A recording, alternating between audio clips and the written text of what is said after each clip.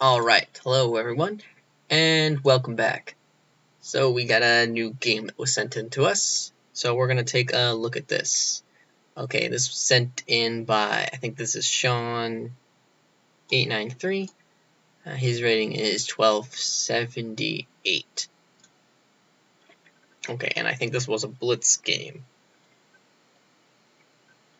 Okay, so we're going to take a look at this one. Okay, so first move, e4. e5, bishop c4. Okay, bishop's opening. So yeah, so there's a lot of times transposes into things like the Giocco piano or something like that, because bishop on c4, a lot of times it's followed with knight f3. Sometimes, say your opponent makes a mistake, there's a nice little trap you can be aware of. Say they play bishop to e7, which is a mistake. This instantly is doing very good for white, because queen to h5, and then things can get pretty bad pretty quickly, because you're threatening checkmate in this pawn here. Okay, so that's one little trap you should know. If you play bishop's opening, and I play bishop e7, remember queen h5. Alright. So in the game, d6, and then d4 is played. So usually, what I would probably think about doing is knight f3, and then d4, that way I can recapture with the knight. And then my queen is in the center.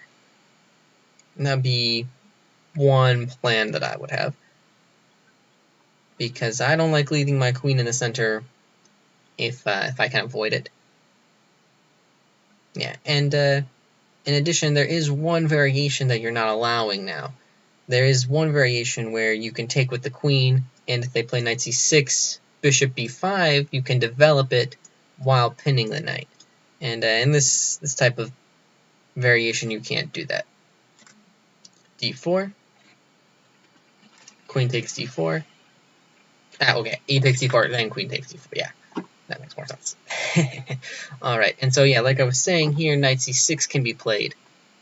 And then here, it wouldn't be so good to play bishop to b5 to pin the knight, because you wouldn't be developing it while pinning. That's the only reason why that variation works, is because you're developing the bishop while pinning. In this case, if knight c6, bishop to b5 to pin doesn't work quite as well, because then you're moving the bishop twice. So that's a variation that I'll play. So that's why I bring this up, because that's what I'll do against the Fildor. Okay, and here is a mistake by black. Bishop d7. He should just play knight d6 and hit the queen with tempo.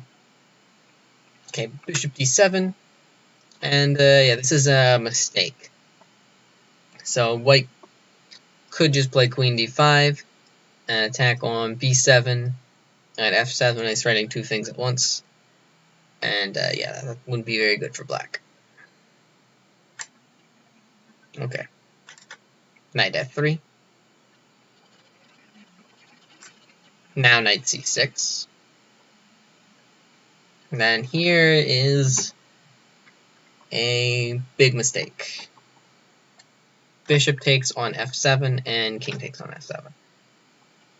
So as I have mentioned before in some of my videos, maybe you've watched them, don't sacrifice if you don't have to, because like this is just better for black, because now he has an extra piece, and maybe the king can't castle, but he has an extra piece to help him defend.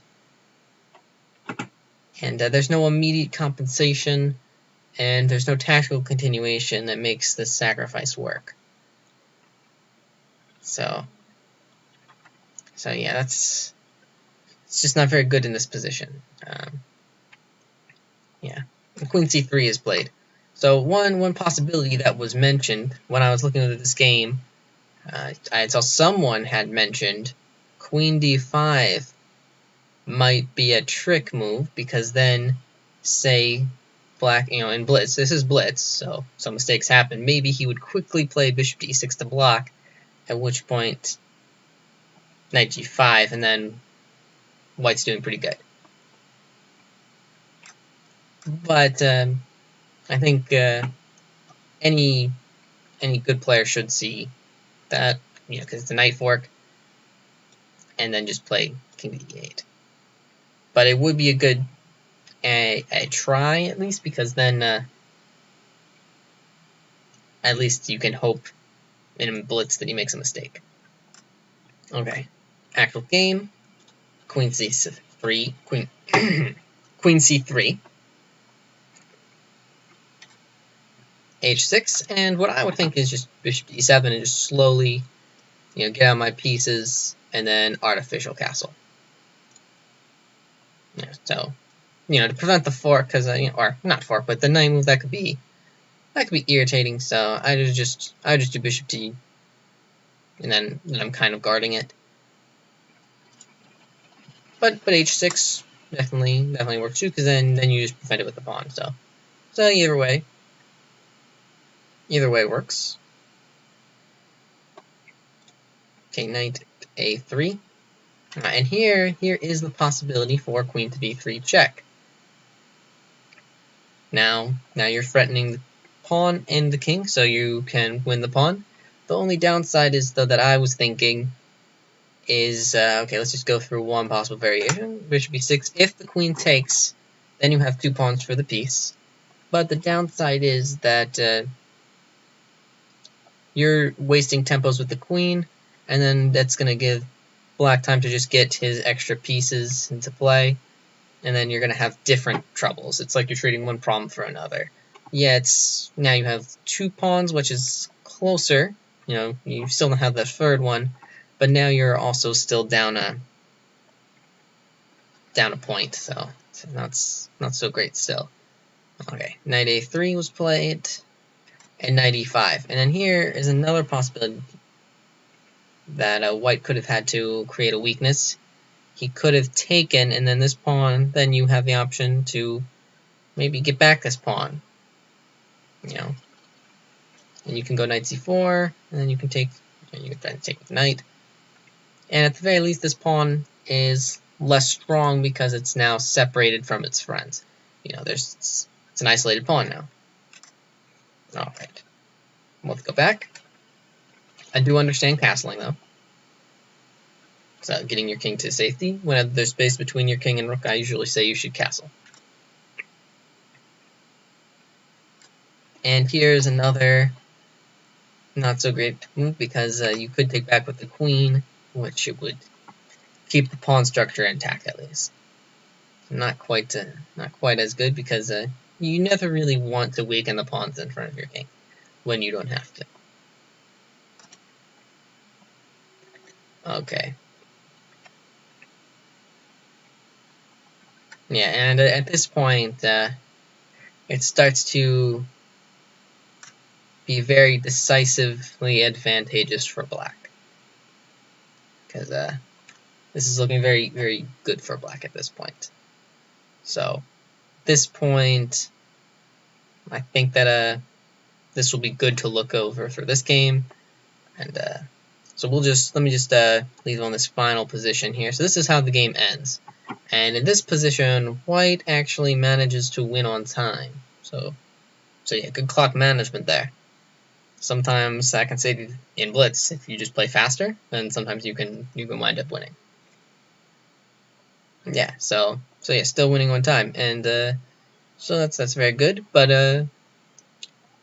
next time, don't sacrifice if you don't have to, because then you wouldn't have to try to win on time, and you wouldn't need to do this. You could just, maybe win strategically. So yeah, so definitely try avoiding sacrifices unless it's absolutely that you see something, unless you see something guaranteed to work. The other thing is keep the pawns intact around your king. The g takes f3 weaken the king a bit, and I mean it would weaken the king, and I mean I guess you wind up winning anyways, which is great. But there are a few things that you can work on. Okay, yeah, like king safety and just avoid the sacrifices. That's something I've been telling a lot of people lately. So hopefully you can learn from all of this. Okay, so that's gonna be all for this game.